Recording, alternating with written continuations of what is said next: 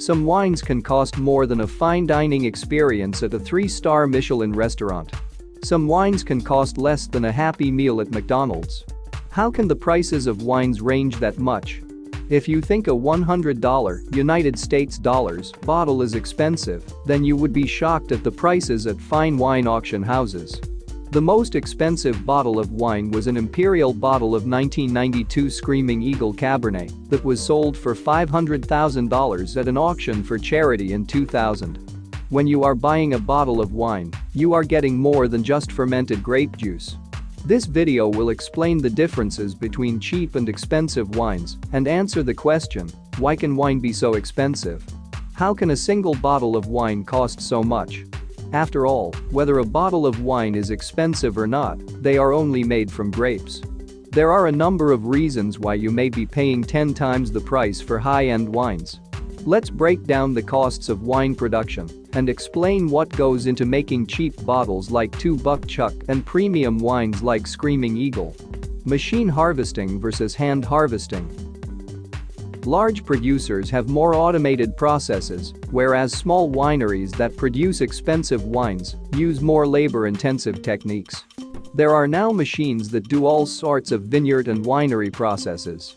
From pruning and harvesting to sorting and punch downs. In the long term, investing in machinery will save on labor costs.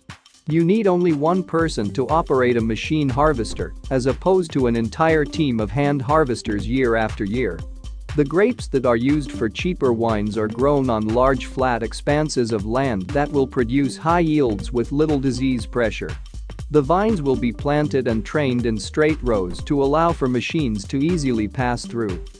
Small wineries, however, perform a lot of processes by hand. In some vineyards it is simply not possible to use machines.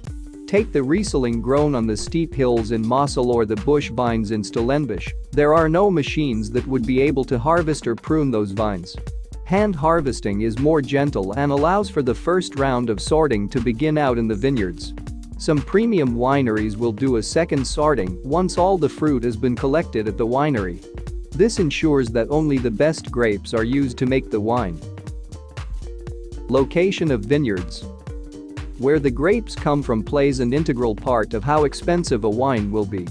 Grapes are the main ingredient after all. To put it into perspective, Cabernet Sauvignon from the Central Coast, where a lot of Californian bulk wine is grown, costs about $1,800 ton, whereas Cabernet Sauvignon grown in Napa Valley averages at $7,000 ton. Why is there such a price difference between these grapes? Expensive wines are grown in vineyards that have a reputation for producing high-quality grapes. There are well-known regions, and within those are sub-regions that are designated appellations.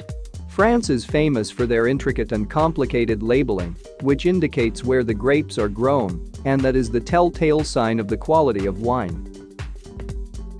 Barrel aging. Out of the most expensive wines in the world, most of them would have seen some form of oak. Oak contributes to those velvety tannins and baking spice aromas. Wines that have been aged in oak are more expensive because oak barrels are expensive, and not only that, there is a lot of labor that goes into barrel work. Barrels are not airtight vessels, which can be a pro and a con.